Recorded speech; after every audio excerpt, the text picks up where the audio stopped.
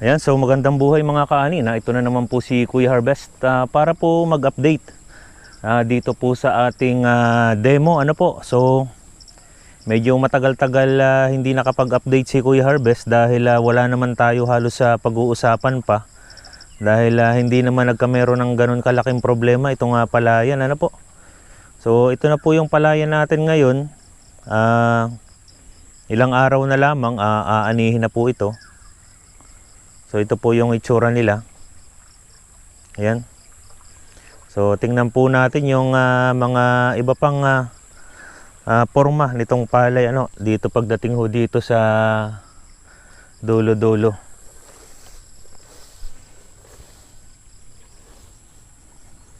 So ipapakita ko lamang po sa inyo yung itsura ng palay natin. Ito po mga na lang to, mga 3 araw na lamang aanihin na. At ganito po ang forma niya ngayon. Yan po, yan. So mapapansin po natin na kung titingnan natin yung physical appearance ng palay ay hinog na yung butil, pero yung mga dahon, mga green pa So ibig sabihin lamang yan ay tama ang paraan ng paglalagay natin ng pataba, sapagkat kung mali po yan ay dapat yung dahon na yan ay madilaw na. So kasabay na didilaw nung bunga, pero dahil nakita natin na berde pa, ibig sabihin lang ay tuloy-tuloy pa rin ang proseso nung tinatawag natin na photosynthetic activity. At mapapansin din natin na nagtunguhan na itong mga palay. Ano po? Ayan ho.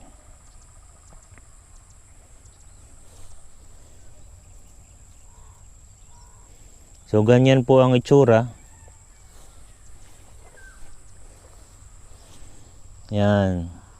So siguro po ang ituturo ko na lamang sa inyo ngayon is paano ba malalaman kung pwede nang anihin ang palay. Ano po? Kasi minsan yung iba iniintay pa na dumilaw yung dahon bago anihin. So ang teknik lang naman po dyan, kukuha kayo ng isang uhayan. Tapos pipisilin nyo yung pinakang dulo, yung parting malapit sa may batok. Kapag po ito ay malagatas pa, ay hindi pa pwedeng anihin. Pero kung malabato na, ay pwede na pong anihin. So katulad nyan, pumisa. Ibig sabihin, mga ilang araw pa ho ito bago anihin. Ano po? Yan po yan. So ito po yung itsura ng palay po natin. Tingnan po natin naman dun sa mga ibang area pa. Ayan ho.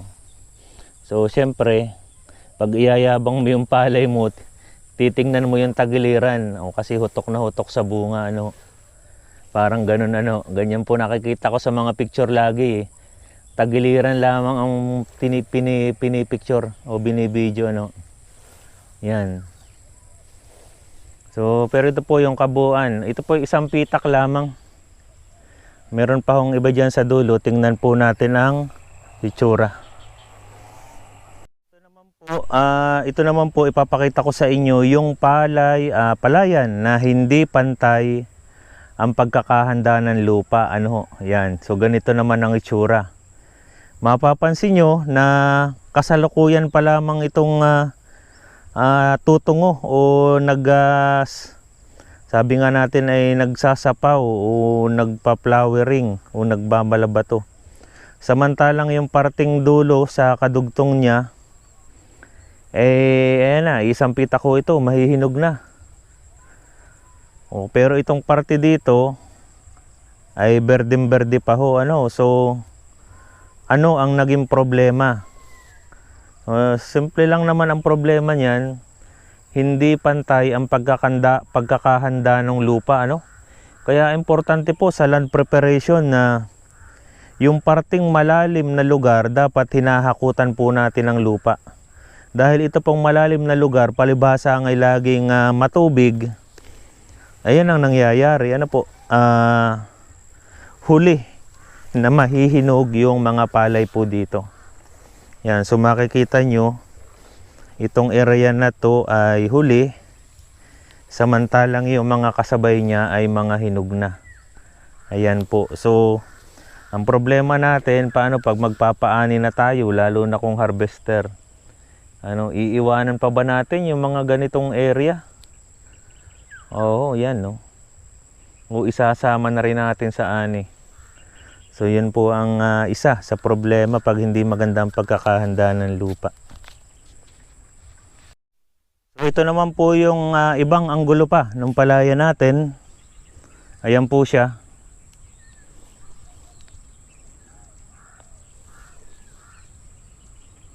Ayan po. So ito po ay inbred variety. Ano po? Inbred variety po ito. Ito pong nakikita natin.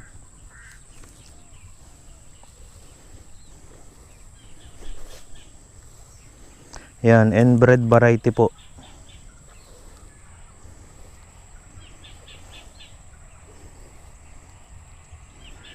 So bali, paalsa na po namin ito ng tubig. Maya maya paalsa na. Mapapansin nyo may tubig pa rin. Ayan. Pero hinog na. So paalsa na po namin ito mamaya ng tubig. Ang pag-alis po ng tubig at 1 to 2 weeks before harvest, pwede na pong paalisan ng tubig.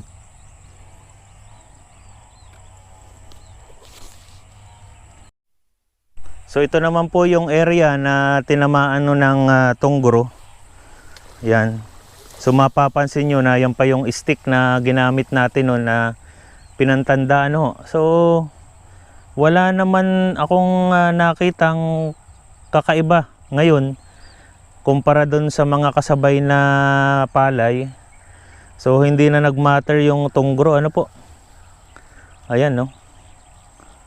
Okay. So ganyan siya.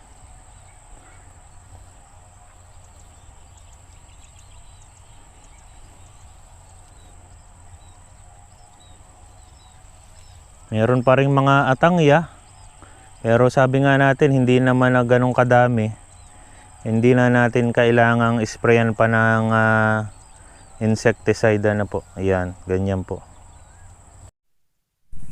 So ito naman po yung ibang forma, lumpalayan. Ayan po.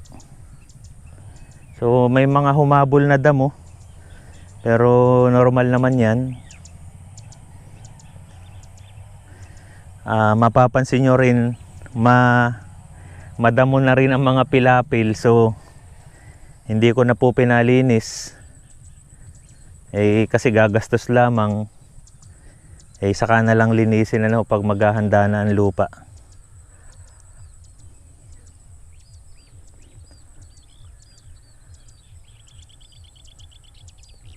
Ayan po.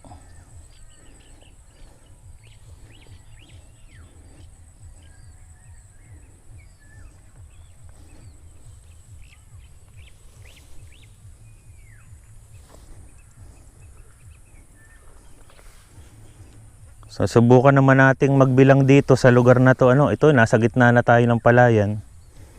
Subukan nating magbilang ng suwi. Ito. So 1, 2, 3, 4, 5, 6, 7, 8, 9, 10, 11, 12, 13, 14, 15, 16, 17, 18, 19, 20, 21, 22, 23, 24, 25, 26, 27, 28, 29, 30, 31. So 31 po ang isang suwihan. Ayan. So ito po yung sinasabi ko sa inyo na kapag timing yung pag-aabono natin, nasa bilang 0 to 14 days, tapos 20 to 25 days, mami-maintain natin yung pagdami ng suwi nila. Yan, so hindi tsamba-tsamba ano. At pag naman panahon ng naglilihi, ayun nga, yun naman ang gusto nating makakita ay yung dami naman ng kanilang iuuhay o ibubunga, ano po yan. So katulad po nito, ito po yung kanilang naging bunga. Yan.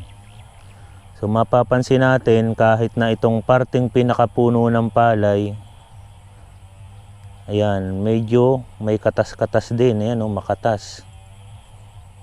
Ito lang napipisel sa ano. Yan.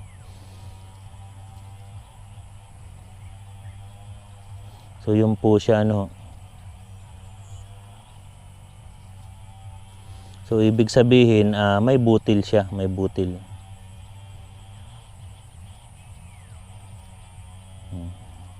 Malabato na. So ilang araw na lang pwede nang anihin.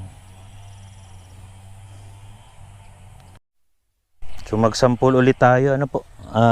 Testing natin.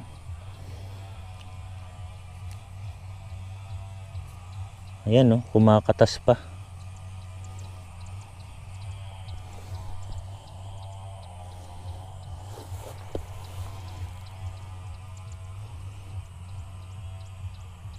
Ayan, no. Ayan, kumakatas pa siya. So intay pa tayo. Sayang naman kung aanihin na natin. Yung parting dulo naman hindi pa lugas eh. So ibig sabihin na nasa kasarapan pa lamang ito ng pagpapabintog ng kanilang butil.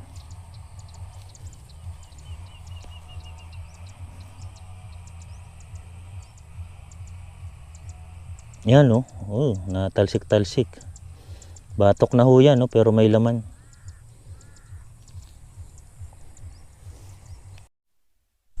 So ito pa ho yung ibang view ng palaya natin. So susubukan ko rin na testingin kung pwede na siyang anihin, ano po. So kuha tayo ng uhay at pipisilin natin. Ayan, so hanap tayo.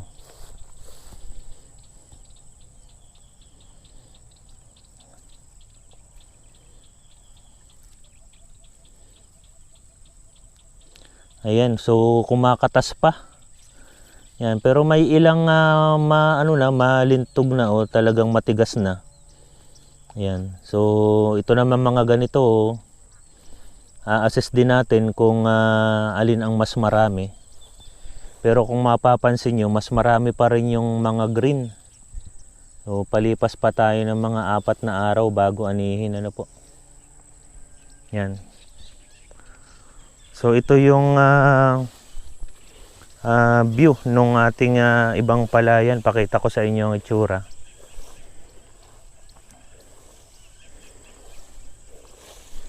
Yan, ganyan siya. May stem borer damage.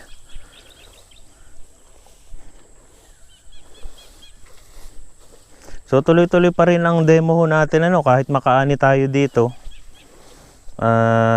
Titingnan pa rin natin kung dadami pa ang bunga at suwi, ano. So hindi ko pa rin naman alam kung ilan. So tayo naman po ay magbilang ng uhay, ano.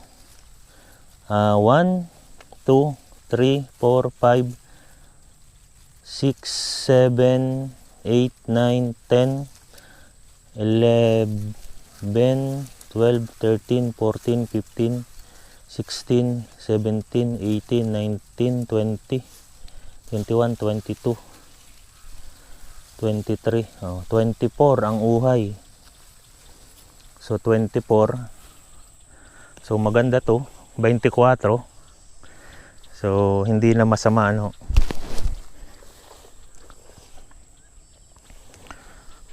So yan ang palay ho natin.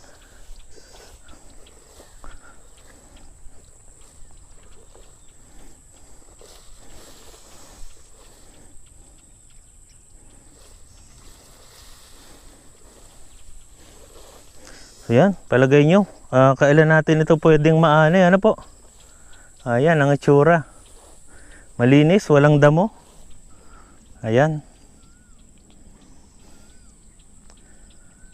Ayan, so ito po yung ibang anggulo.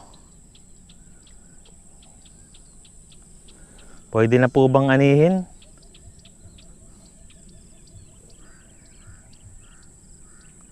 So wala akong masabing kasi wala naman ako nakitang mga problema. Pero ngayon darating na panag-ulan, sigurado po mas marami po ang problema sa palayan. Mas marami ho tayong pag-uusapan. Yan po.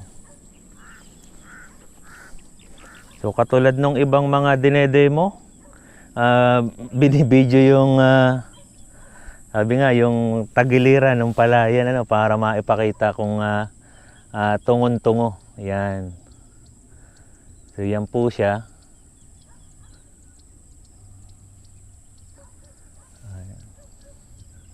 So ngayon po wala na ho itong tubig, pinakatihan na po namin ito 4 days ago po. So yan po yung palay natin. Iniintay na lamang po na mahinog yung mga ilan. Yan, may atangya. So ganyan po ang itsura ng palay. So pag titingnan naman natin sa loob, ganyan naman ang itsura pag itong nasa loob ng palayan. O yan, wala sa tagiliran po.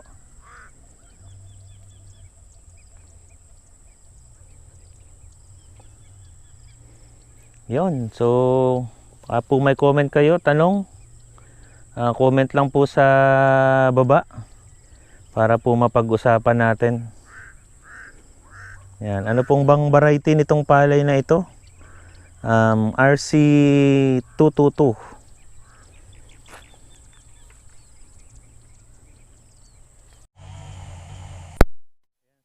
Naman po yung favorite spot ko kasi dito kita mo lahat.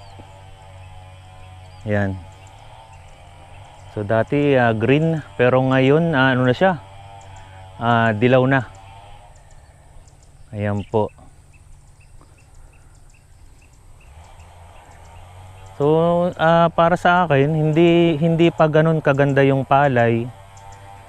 Tingin ko marami pang kailangang i-improve po. Ayan. Hindi pa siya ganun kaganda. So hopefully mapag-aralan natin kung ano pa yung pwede nating ilagay na element. Pero next cropping ho, yung isa kong technique gagawin ko na dito sa palayan na to. Kasi nga tingin ko yung iba napansin natin 18 lamang ang uhay, samantalang iba mahigit 20, yung iba 30. So ibig sabihin iba't ibang pitak, iba't iba talaga ang environment. Yan. So yung mga area na kakaunti ang uhay, ito po yung pagpupukusan ko ng pansin. At tingin ko kailangang lagyan ng tinatawag na mga microbial inoculant para mas madumami ang suwi ng palay natin. So meron po akong ilalagay na mycorrhiza. So ito pong mycorrhiza ay ito po ay isang klase ng fungus na ang trabaho niya ay tumulong sa palay para siya ay mas higit na sumigla. Ayan po, so abangan po natin yan, mycorrhiza. Ayan, kung paano siya nilalagay at saka anong brand yung ginagamit ni Kuya Harvest para dyan sa isang klase ng fungus na nakakapagpadami lalo ng suwi at ng ani ng ating mga kasamang magsasaka. Ayan. So yun lamang po at like, share and subscribe po kung nagustuhan niyo po ito pong mga pinagkakaabalahan ni Kuya Harvest.